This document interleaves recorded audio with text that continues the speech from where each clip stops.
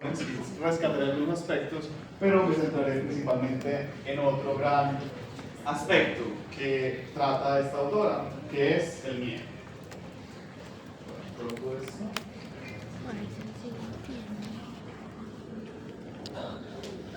Aquí rápidamente pues la introducción de lo que presentaré, una pequeña breve introducción a la obra de Marta Nussbaum frente a este tema del miedo.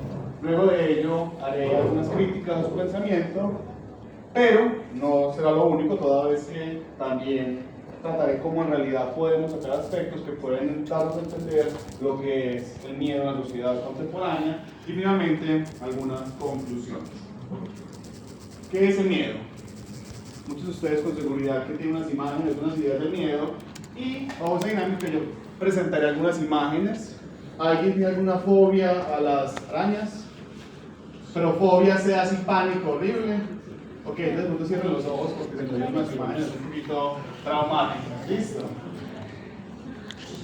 Entonces uno ve un animal de estos y que le inspira a uno miedo, ¿cierto? Ternura. Pero miedo mezclado con asco. Ternura. Veo a algunas personas ya temblando, a otros les puede generar qué animal tan hermoso, una creación de este universo tan bello. Escuchemos por favor, gracias. Entonces, el mero hecho de ver una imagen de este nos genera algo, ¿cierto? Ahí empezamos a sentir algo de lo que es el aspecto del miedo.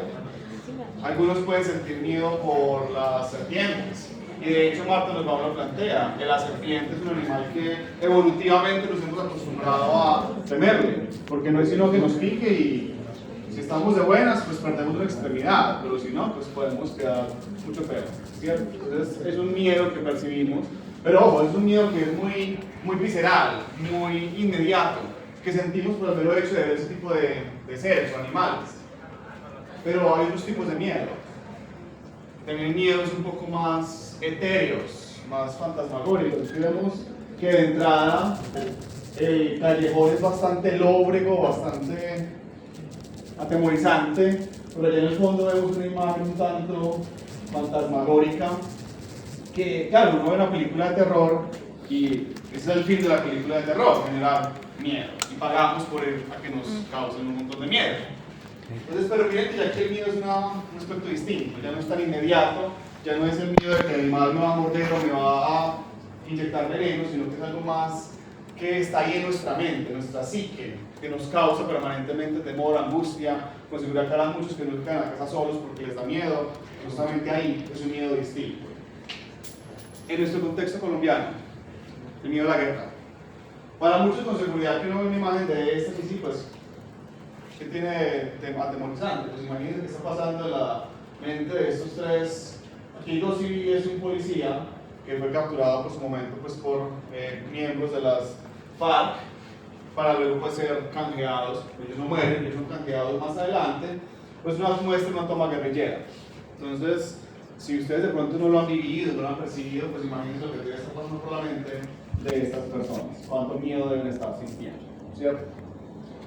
Y ahí es un miedo distinto, ya es un miedo no por lo fantasmagórico, por un animal, sino que es un miedo ya inminente, un miedo de la muerte quizás, lo que los puedan hacer a uno, y que nuestro contexto lamentablemente no es desconocido, creo que es bastante complejo, pero nuevamente el miedo está de por medio.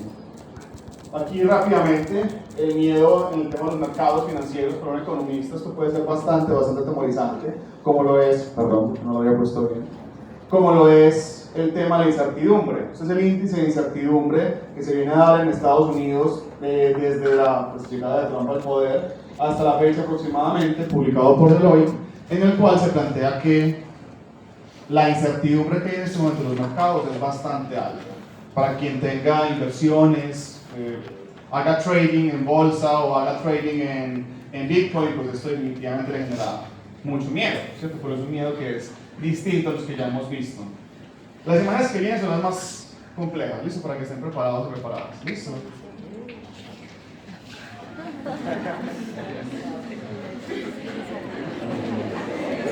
Sí. El miedo, ¿cierto? ¿Cuándo me la tomé? De octubre pasado.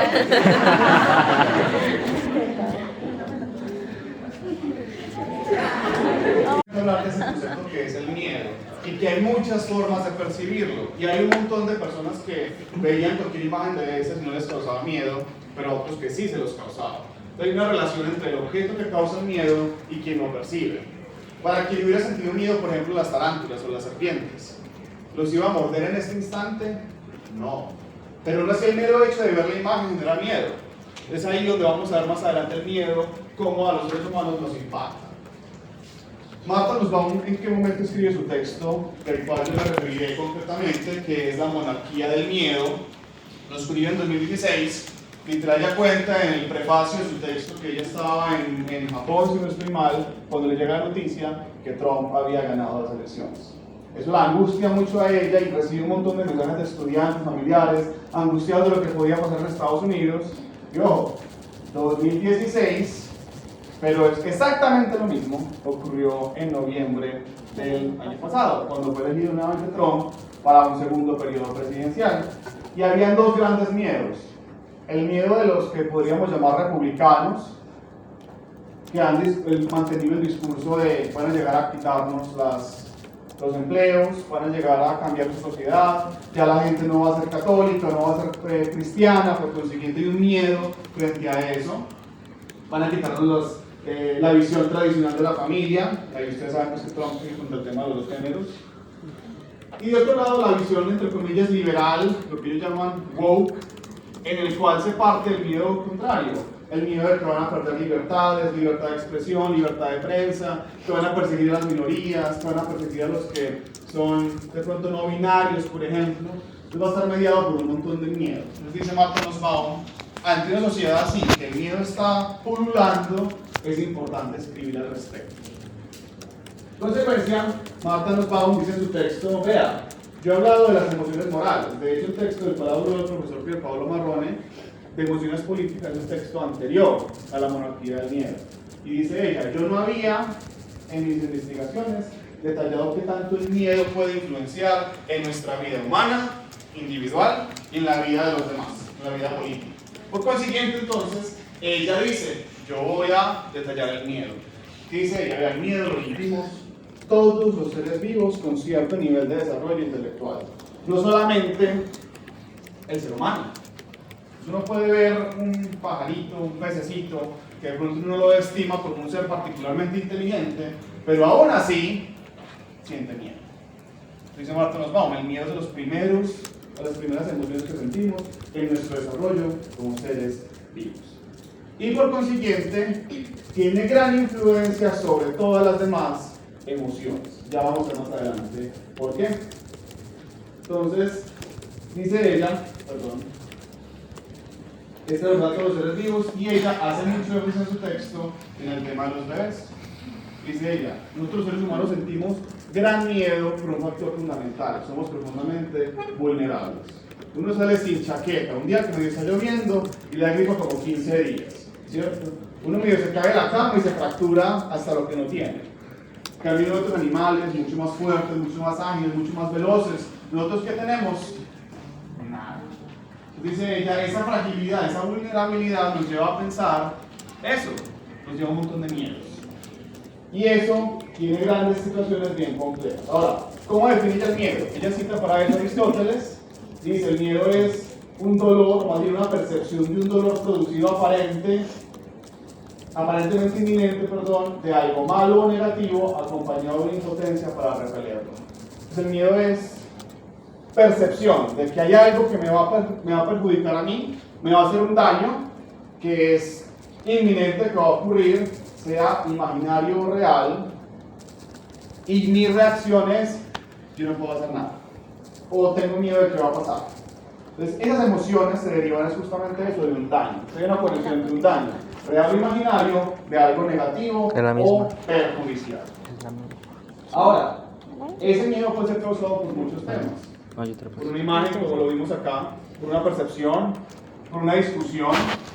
No hay nada más atemorizante que le digan a uno, tenemos que hablar. Que le escriban a uno, ¿dónde estabas el fin de semana? Eso sí que genera miedo. Esos aspectos emocionales o lingüísticos también están mediados por eso.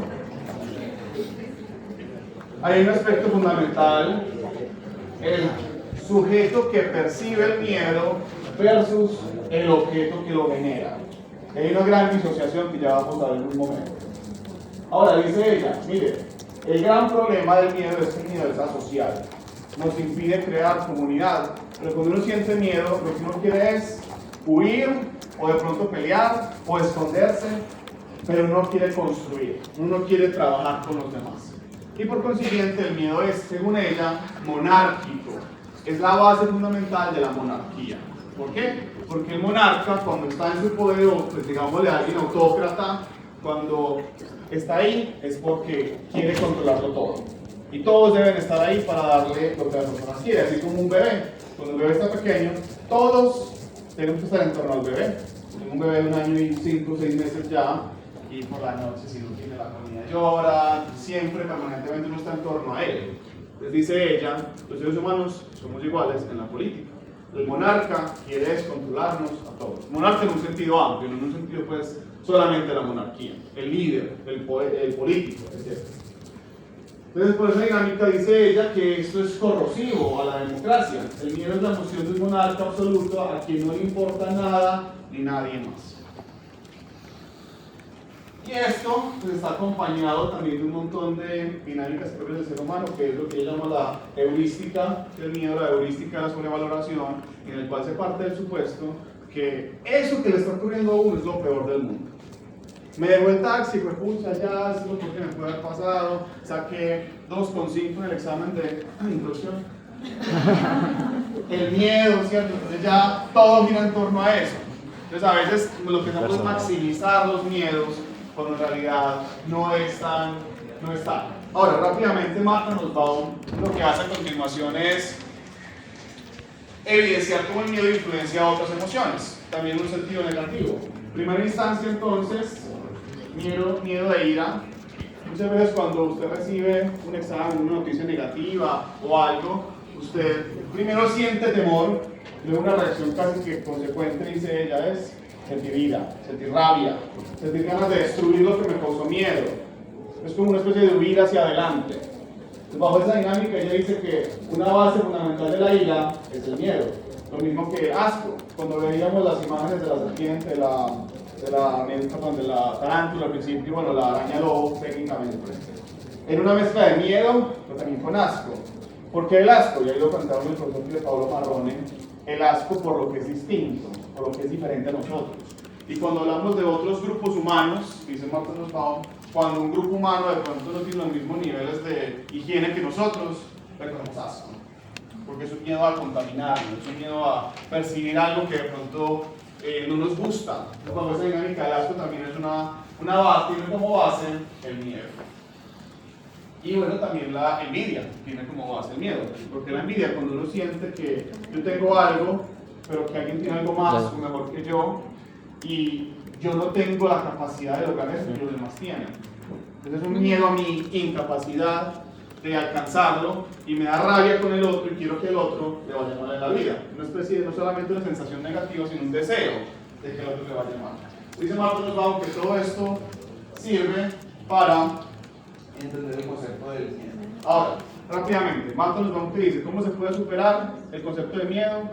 Varias dinámicas. Primero, en la medida que vamos creciendo, nos damos cuenta de que no todo lo obtenemos a través del llanto, de dominar a nuestros padres, sino que podemos tener una relación cada vez más de pares. Y entre esa paridad, dice ella, nace el yo democrático. Pero que hay que cultivar. ¿Y cómo se cultiva? A través de la familia, la educación, las artes, por ejemplo, entre otros. Dice ella, lo opuesto al miedo es la esperanza. Ambos se proyectan hacia algo parecido, ambos se proyectan hacia el futuro. Ambos partimos del supuesto de que algo va a ocurrir. El miedo, algo negativo. La esperanza, algo positivo. Dice ella, lo que tenemos que hacer es fomentar la esperanza en las sociedades para garantizar la superación de ese miedo monárquico. ¿Listo? Y obviamente para ella el tema de la perspectiva liberal resulta fundamental y esencial. ¿Listo? Habiendo planteado de manera general lo que ella piensa sobre el miedo, paso ahora a explicar algunas críticas que se pueden hacer al texto de ella. Primero, en mi sentir, creo que ahí el profesor Pablo Marrone coincidirá, pues por lo menos es lo que nos presentó en su ponencia, es que Marta algunas veces tiende a ser un poquito, ¿cómo llamarlo? No es tan detallada en algunas investigaciones que hace. Entonces cuando habla del miedo lo hace de manera muy general, cita uno o dos textos a lo sumo, pero no va mucho más allá. Y sobre todo no cita textos mucho más recientes sobre neurología, sobre biología humana, sobre psicología, que pueden ayudar a ilustrar el miedo. Y el miedo también es otro aspecto que ella de pronto deja de lado.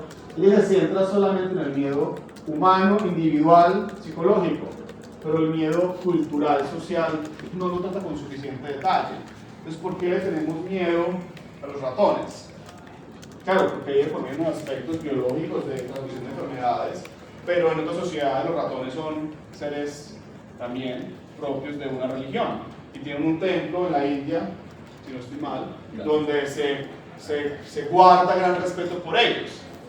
Entonces ahí está el asunto. Hay un miedo también que hay unos aspectos culturales que ayudan a eliminar el miedo o que ayudan a crearlo. Bajo esa dinámica entonces, ella de pronto no entra en tanto detalle con eso, es parte del miedo así, al bulto, por así decirlo, y en ese sentido se divide sobre todo en su lenguaje. Quienes han visto clase conmigo saben que les juego la vida todo el tiempo con el tema del giro lingüístico. El lenguaje que ella utiliza para referirse al miedo solamente habla de fear, miedo. Pero es que hay muchas formas de describir el miedo. También podemos hablar de temor, horror, paura, lo que se dice en italiano, espanto. Y no es lo mismo decir tengo miedo a salir hoy a tengo horror de salir hoy. Entonces ahí implica aspectos distintos. Y no es el mismo el miedo de uno sentir la serpiente al lado a recibir un examen o a presentar un examen. Entonces bajo esas dinámicas ella siento que no hace esa diferenciación y se queda un poco corta al respecto. Bueno. Y adicionalmente, pues el contexto de ella es principalmente estadounidense. Entonces todos los ejemplos que pone es de Estados Unidos. Ahora, es entendible, ¿cierto? Yo, por más que investigue Estados Unidos o Alemania, pues no voy a saber si no vivo allá. Lo mismo que ella no va a saber pues, del contexto colombiano. Pero ahí está el punto. Es la importancia de que podamos también aprovechar lo que ella nos plantea. Hay aspectos criticables definitivamente, creo que es el doctor Pablo Marrone sí que lo ha hecho. También podemos sacar o rescatar algunos aspectos que no pueden desconocerse. Y si bien es cierto, ella no es la única autora que ha pensado en las emociones en el ser humano, pues la perspectiva de ella nos lleva nuevamente a repensar, a analizar los aspectos. Y el tema entonces del miedo cobra relevancia. Primero, pues, se ha descrito diferente el miedo individual y el miedo colectivo. O, aquí eso es relevante, el miedo no solamente es pasivo, no solo se siente, el miedo nos puede llevar a la acción. Tengo miedo de que voy a llegar tarde, entonces me levanto más temprano.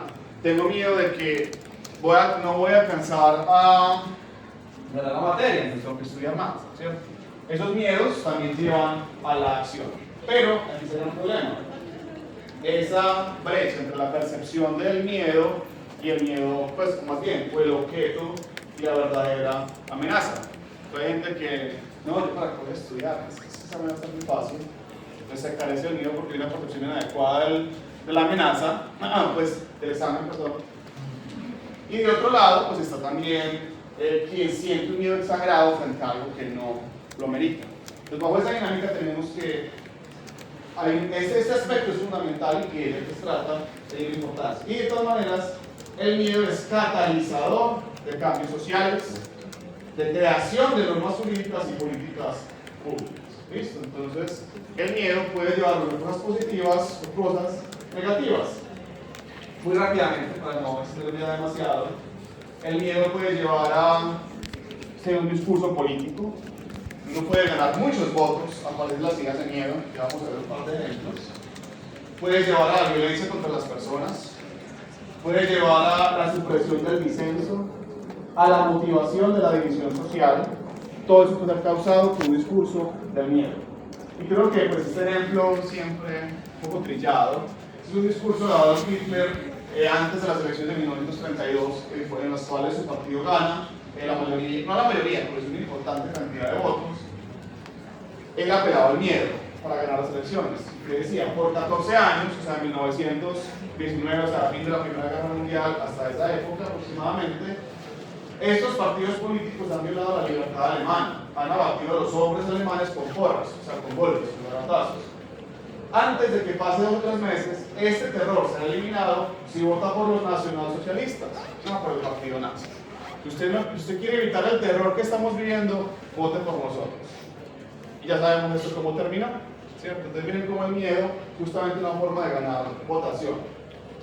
Rápidamente, aquí en Medellín, en 2012, se prohibió el uso de pasajero en moto hombre, lo que llamamos parrillero.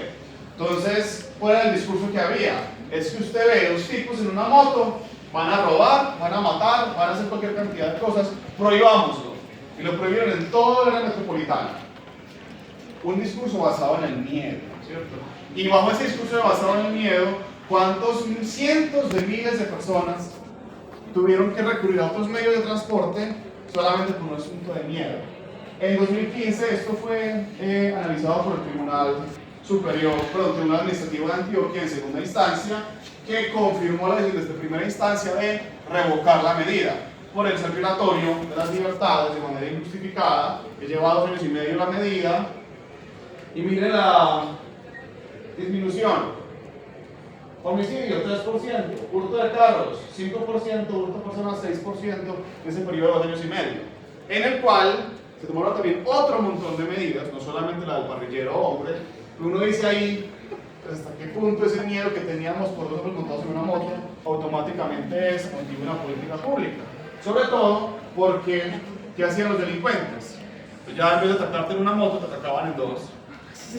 Entonces, ¿cierto? Muy bien. Y finalmente, este creo que es muy conocido por muchos.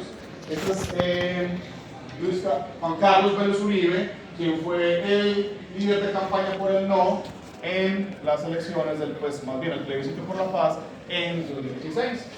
Ese señor lo entrevistan en La República, es una parte de esa entrevista justamente, esto lo dijo él, y lo cito textualmente porque fue lo que dijo, no lo estoy inventando yo. El que dijo, queremos que, miren esto, la campaña por el sí fue basada en la esperanza de un nuevo país.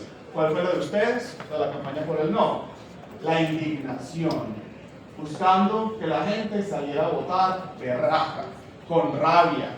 Y decía, en cada región el discurso lo cambiábamos. En la costa decíamos, vamos a convertirnos en Venezuela. En Antioquia, por ejemplo, mire lo que pasó en el oriente antioqueño, mire todas las tomas guerrilleras, mire todo lo que ocurrió. Entonces, bajo esa misma dinámica, la gente salió a votar. ¿Cómo? Con miedo de lo que va a pasar. Bajo esa perspectiva, entonces, ya con eso culmino mi presentación, es importante que ustedes sean conscientes que el derecho y la política están mediados por eso tan humano que son las emociones. De allí lo que podemos rescatar un poco, pues, las ideas de esta pensadora. De otro lado, pues ya para finalizar rápidamente, ustedes pueden estudiarlo más adelante, es ser conscientes de cómo el miedo es transversal a nosotros, a todo lo que hacemos. Ustedes no, ustedes próximamente van a adquirir la mayoría de edad. Van a poder votar algunos en las elecciones del año que viene a presidente y Congreso de la República. Vote por quien quiera, pero no se deje guiar siempre por el miedo, por lo que ya vemos acá. Con esa frase termino. De Séneca, en el texto de Epístolas Morales a Lucilio, dice: fácilmente nos sumamos a la opinión pública, no sometemos a la crítica los motivos que nos impulsen al miedo y nos ponemos en claro, sino que temblamos y volvemos las espaldas, como aquellos soldados a quienes el polvo levantado por los rebaños de ovejas, digamos, en su vida ahuyentó del campamento a los soldados, o a quienes atemorizó algún rumor esparcido sin fundamento. Muchas gracias.